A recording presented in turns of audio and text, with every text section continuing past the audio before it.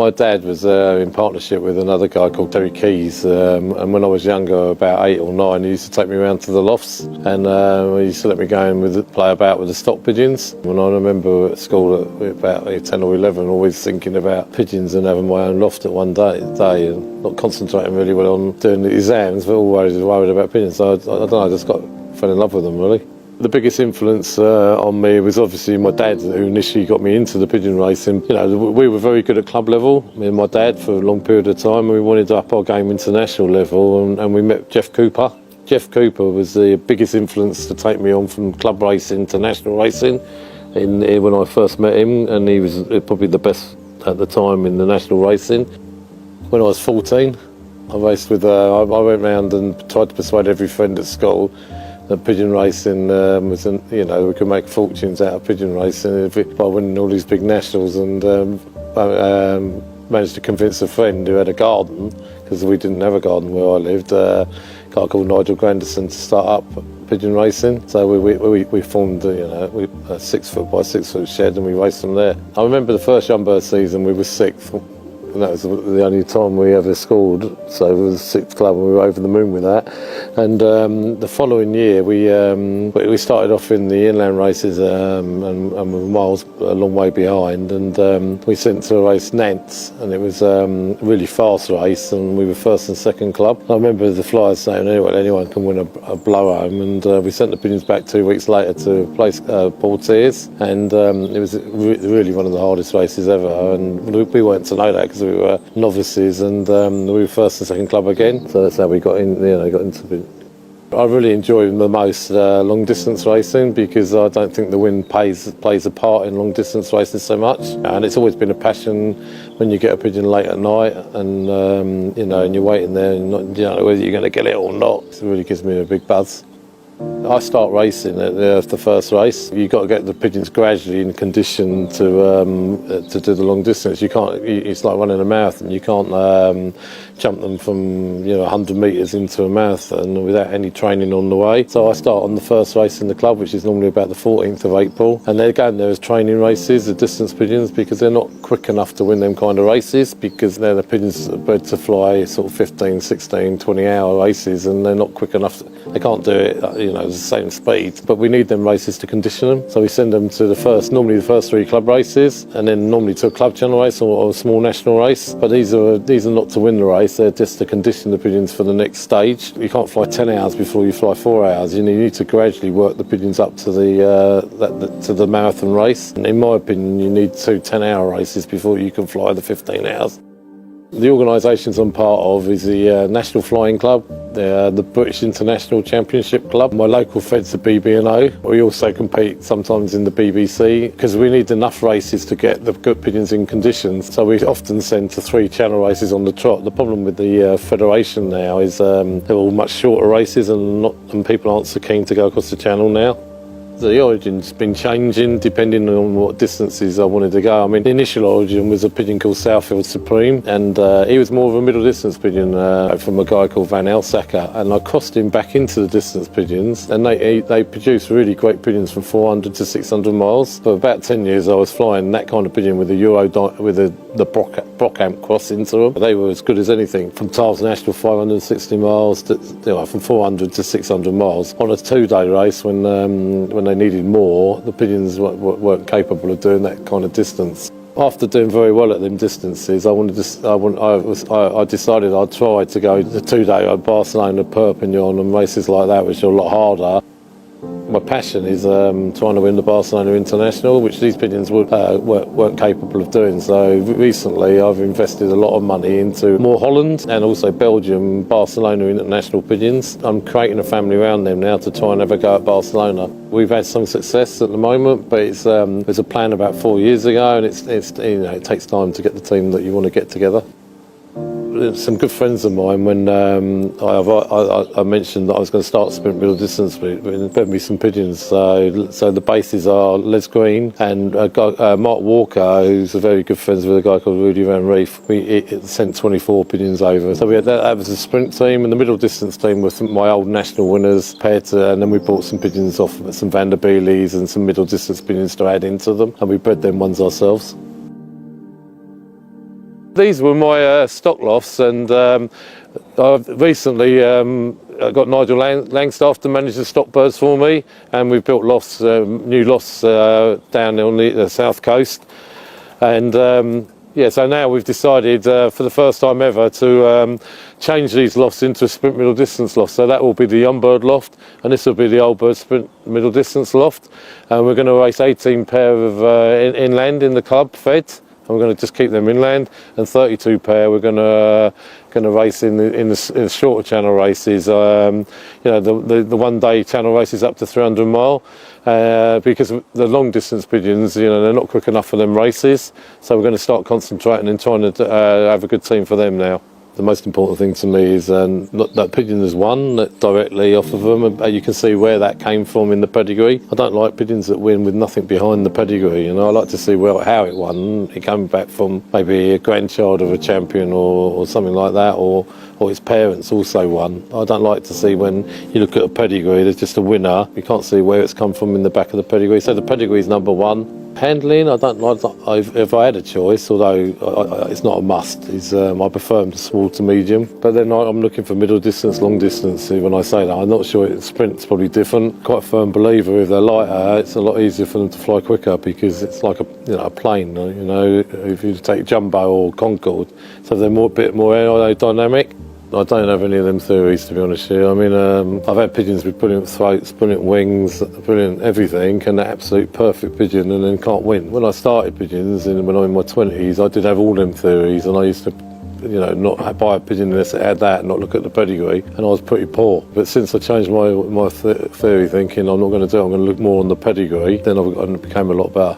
Normally we pair up in December, the stock pigeons, probably the second week in December, and we breed the youngsters then. The race birds are pretty similar really. I mean, I pair in the winter months the race birds because we're flying the long distance and Perpignans in August. They won't molt. When you're on youngsters or sitting, they won't molt in the winter. You take the youngsters away, don't let them reset, and then the pigeons won't drop a flight until they get to Tarbes National. We give them a canker treatment and we obviously worm them. As long as there's no other looking health problems, we don't do anything else.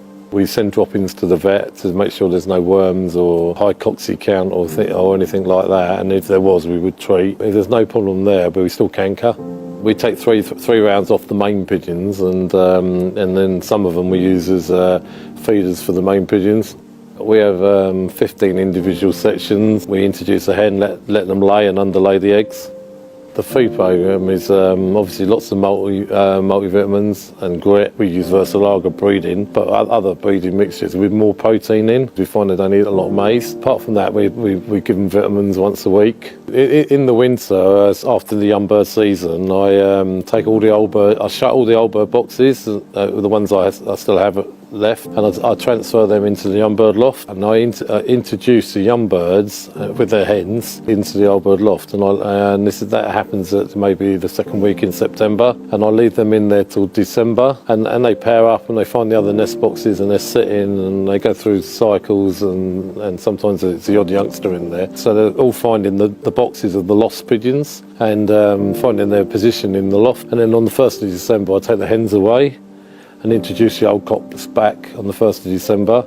And then normally by the end of December I would pair my race birds. So the young cocks have found their boxes in and the old cocks go back in. And when you introduce them back in on the 1st of December, there's a little bit of they want to find their position in the loft. So there's a few fights, but they're settled when I repair in January. And the reason I do that is because I find the yearlings have settled much more to the loft because I'm letting them out from now till December with their pairs. You know, they're going in and out the loft, and so they get bonded to the loft a lot better than when I introduce them in the end of February or February, you know, when we pair up. I don't give them any medicine in the winter because I want their immune system to fight things like respiratory and the normal stuff. In the winter I have a strict policy. It's just water and food, and if something gets a little bit of respite, it's got to get over it. If it doesn't get over it, it's gone. But before we pair up, we have a check on the pigeons with the vet, and to make sure we see what there is, if there's a high canker count, or if there is some kind of canker count. Respiratory, I think I can normally tell. If there's no big issues, or you can't see any signs of respiratory, I'll leave it. And, obviously if there's worms, I'll treat them for worms. If there's canker, I'll treat for canker. But 90% of the time we get a clean bill of health, and then I'd leave them. I don't do anything then. I always medicate the pigeons for canker and respiratory before we start. But without a vet, I give them with 3 days before we start the season. I have repaired twice, but normally I just, like, as I said earlier, pair them earlier in the year, let the youngsters rear to about 20 days, but never let them reset because that's when they're going to chuck the next flight. I have repaired sort of at the end of March. If you do that, you don't want them sitting more than 3 days because otherwise they drop a flight. And for the longer races at the end of the year, you know, we want them, you know, only just dropping a flight by the end of June, really. What we do, we make sure they're flying a whole month for an hour around the loft before we even start training. And we only train the old birds twice in the year, but we give them 2 20-mile tosses a week apart back to the system where, you know, you take them and then they all come back together and spend a day together, and then we split them. And then the next time, a week later, we do the same thing. To get them fit in March and it's colder weather, I only let them out once and then try and get them to fly an hour. Around the middle of April, I would say, then we start letting out twice a day. We gradually push them. We don't try and get them to do an hour straight away, but they need to be doing an hour, I think, for 3 to 4 weeks. So you have to gradually, it's like your fitness, you have to gradually get them into fitness. So we start with 10 minutes and then 15, 20, you know, gradually push them until they get them fit. Road training is twice 1 week apart before the old bird season. The only time we would road train again is before we go south with the first channel race. We take them one training toss for about 40 miles in the direction of the channel race. And the reason we do that is because we found if you don't do that, the first channel race is normally you're behind. The system of flying my old birds is, I call it widowwood. The hens and cock are parted and both let out twice a day for an hour. On a Friday we basket the pigeons, but we don't show the hens and cocks, and that's not because we think it's not beneficial, it's because of the amount of pigeons we've got. We haven't got the time to show the cocks and hens and pick them individually. They come back on from race and we leave them the whole day and we split them up the following morning, so they get used to the system that every time they're in the basket they come back and they've got a day with the cock and net together. Every race I leave the pigeons, whether it's 100 mile or 200 mile, they stay overnight. There's no target for them, it's just a matter of getting enough racing behind them to get them fit for the long races. So I'm not worried, as long as they don't let you down, I'm not worried whether they're scoring or what happens. Their judgment is when they go to the 500 mile race, because that's what they're bred to do. My feed programme, when I pair to the first race, is a lighter corn, probably 50% duperative and maybe even 50% Duraplus, because we don't want the weight on the pigeons during that time. And bear in mind, we're not sending them sending them to long races where the weight's coming off of them. We feed lighter then, but not to the stage where they're hungry. We give them as much as they want, but no more.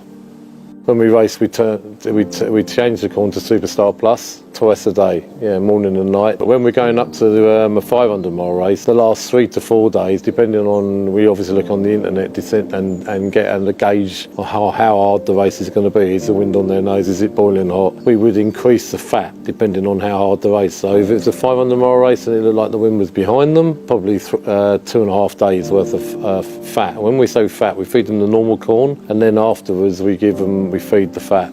Oil, peanuts, hemp, sunflower seeds, so we're increasing the fat. And the reason we do that for is because the pigeons have cells and we need to fill the cell up with the fat. They obviously race on carbohydrates the first part of the race, but when the carbohydrates run out, they need the fat in the cell as a release of energy so that they can keep coming without dropping and finding food to get more energy. So if the race is under 4 hours, I would only feed the normal corn without any fat.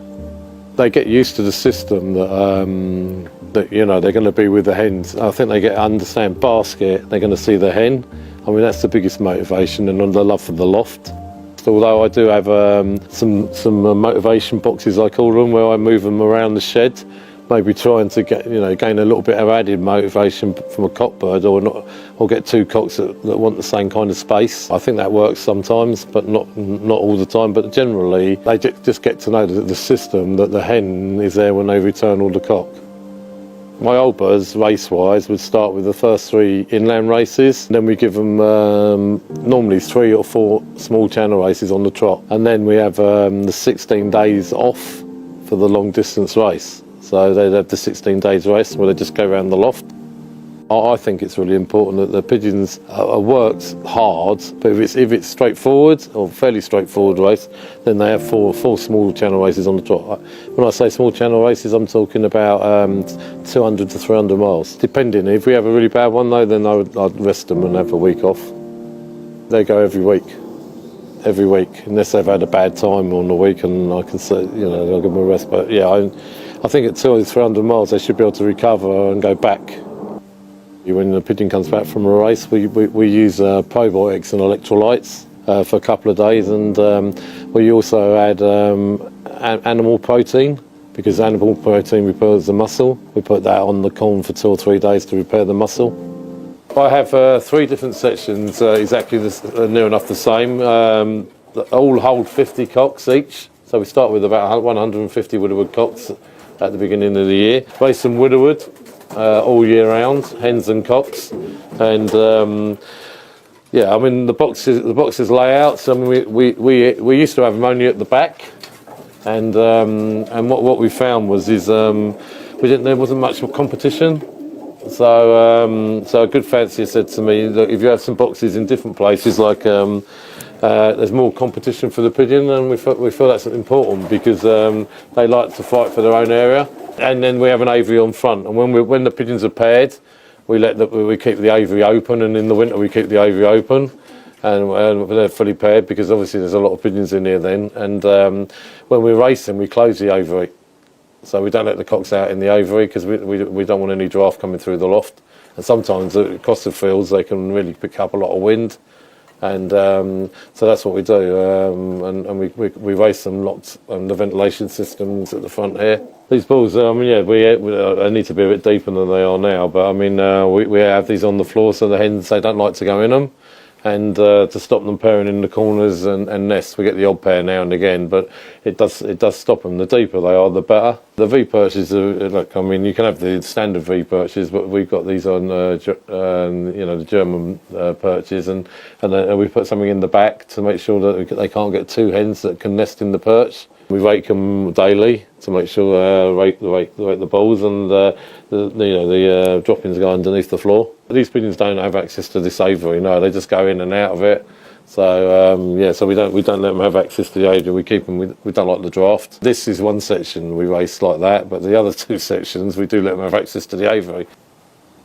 I darken my young birds. I put them on darkness at the end of the March, because that's when the days get longer. I have 3 different rounds, 3 different rounds going into the same loft. The problem is more that it delays the other pigeons flying, really, because they go out and then they make the other pigeons lazy. But what happens after the 3rd round, we get to a certain stage, and then we make them fly.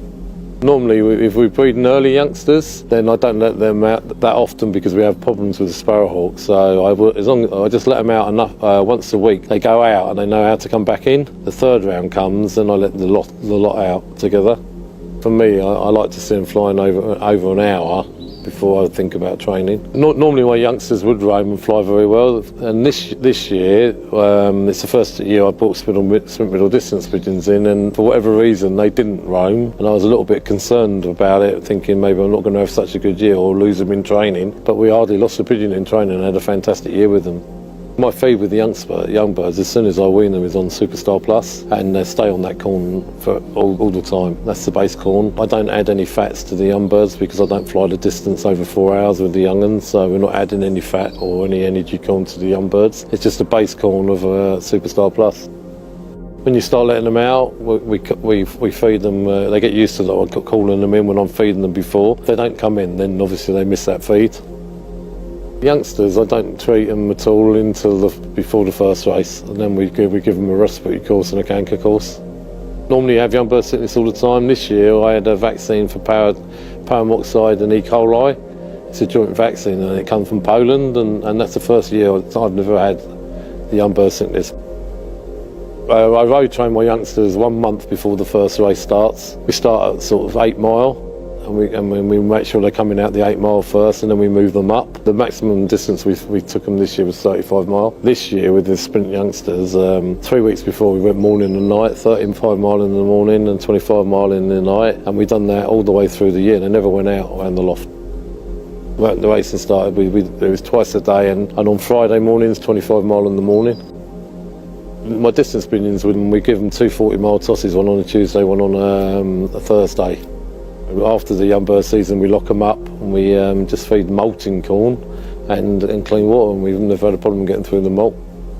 I race my young birds normally. I would normally give them 2 channel races, and then what comes out the 2 channel races, I put them by. This year I didn't put them on dark, which is the first time I haven't put them on dark. I sent them to the first channel race with the intention of taking them to the next channel race, but they were just too bad in the malt. They're all paired together, some were on eggs, some, I flew them on the natural system. We have 2 different lofts for young birds. This is the young bird loft for the distance pigeons. This is only this year we started to race sprint middle distance pigeons, but with the young birds this year, distance pigeons, they're more 700, 800 mile pigeons, so more of a slower pigeon. We've decided not to race them on the dark, and it's the first year we've decided not to race them, and this year we give them a lot of training, a couple of inland races and 1 channel race, and then put them by.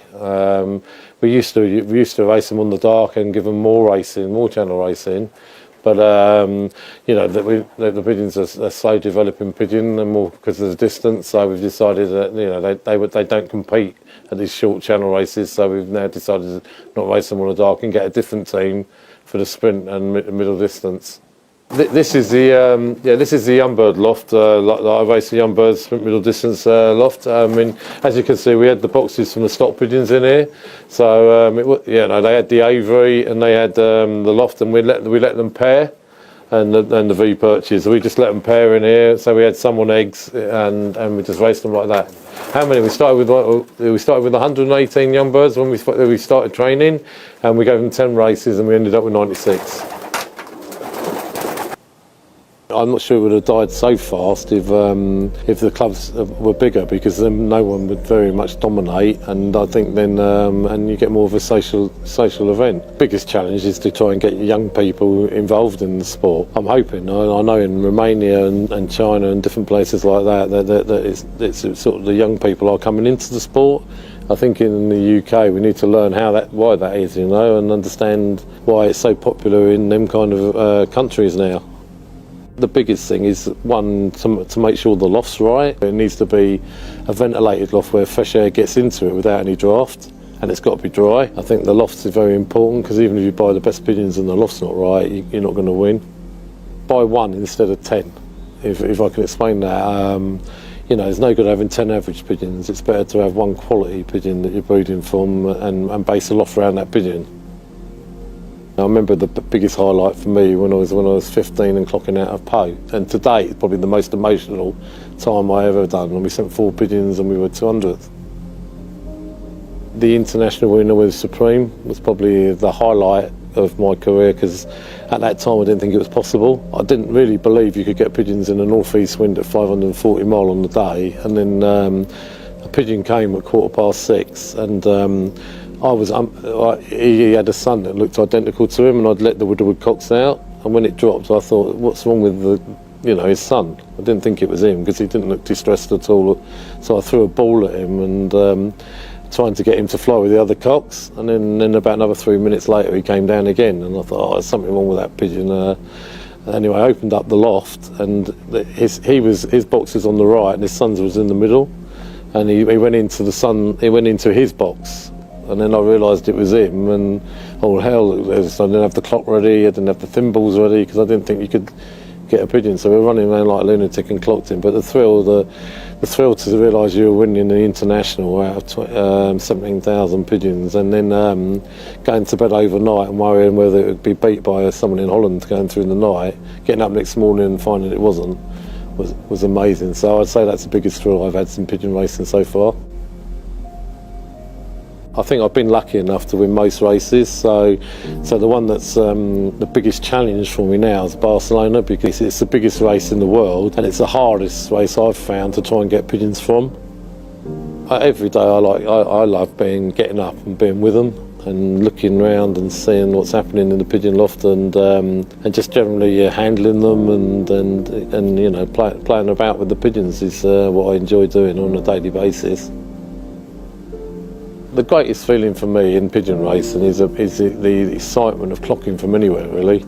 I mean, obviously, the longer the race is, the more excitement that is, because it's an achievement over a period of time to get that pigeon to fly that long distance. But I still get the buzz when a pigeon comes from 80 miles. That first pigeon, that excitement, it's here, you know, is what I love about pigeon racing.